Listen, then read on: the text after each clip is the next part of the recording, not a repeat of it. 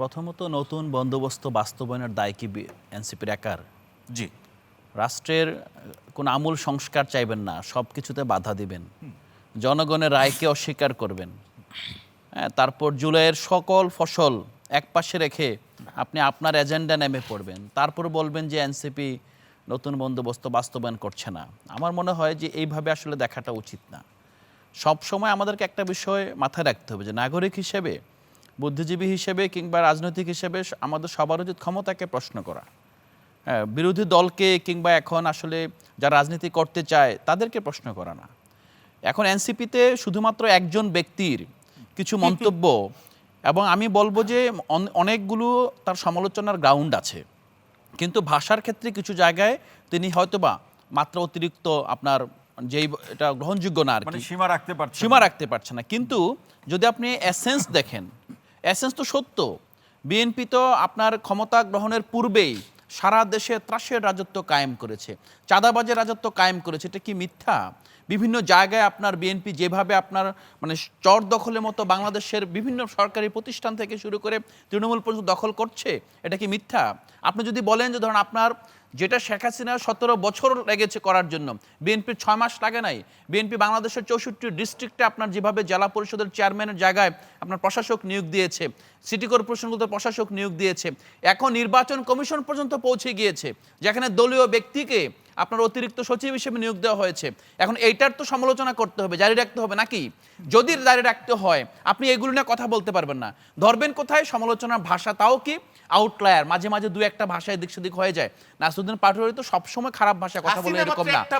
দ্বিতীয়ত হলো একটা শব্দ, দ্বিতীয়ত হলো বাবুল ভাই যেটা বলেছে, এই যে আমার ভাই যে সমালোচনা করতেছে, কোনো অসুবিধা আছে? না না, কোনো অসুবিধা নাই। বাবুল ভাইয়ের অসুবিধা আছে? এখন উনি যদি আমার গালি দেয় শালা কই, আমি যদি কই তার অমুক ভাই, তাহলে তো যুদ্ধ লেগে যাবে। বাবুল ভাই এখানে একটা বিষয় আমাদের সমালোচনা করবেন, সাদাবাজি এসে বলেন, কোনো অসুবিধা নাই। আমার দেখেন, একটা রাজনৈতিক দলে সকল ধরনের নেতৃত্ব থাকে। পাটোয়ারি ভাইয়ের ভাষা নিয়ে আমার আপত্তি আছে কিছু জায়গায়, কিন্তু সাংগঠনিক কোনো ব্যবস্থা নিছেন? না না, সাংগঠনিক ব্যবস্থা এগুলো তো আপনাদের বাতকাবাদ, সাংগঠনিক ব্যবস্থা নিয়েছে কিনা এটা আসলে পার্টির আভ্যন্তরীণ বিষয়, এটা সব লাগাতার বলতেছেন, নতুন তো না। কিন্তু আপনি যেটাকে পাটোয়ারি যে কোথা থেকে আসলো, এবং আপনি 6টা দলের কথা বলেছেন, কিন্তু পাটোয়ারি কিন্তু হঠাৎ করে হাওয়া থেকে আসে নাই। বলেন কোত্থেকে? এটা সত্য। পাটোয়ারি ঢাকা বিশ্ববিদ্যালয়ে আপনার বর্ডার কিলিং এর বিরুদ্ধে একটানা 51 দিন আপনার অনশন করেছে, অবস্থান কর্মসূচি করেছে। পাটোয়ারি মোদি বিরুদ্ধে আন্দোলনে নেতৃত্ব দিয়েছে। পাটোয়ারি এরকম অনেকগুলো আপনার সরকার বিরোধী আন্দোলনে অংশ নিয়েছে। সো আমি একটা বিষয় বলবো যে ঠিক আছে, এখন আমার রাজনৈতিক বিভাজন হয়ে গেছে, রাজনীতিতে আমার প্রতিপক্ষ, তার মানে তার যে রাজনৈতিক লেগাসি, তার যে অবদান, এটা যদি আমরা একেবারে উড়িয়ে দেই যে হাওয়া থেকে এসেছে, তাহলে কিন্তু আমরা নিজেরা যারা আছি তারা কাজ করছি, তাদের একটা প্রশ্ন যে আমাদের অনেকেই কথা বলেছেন, একটা বিষয় আমি একটু স্যার বলি।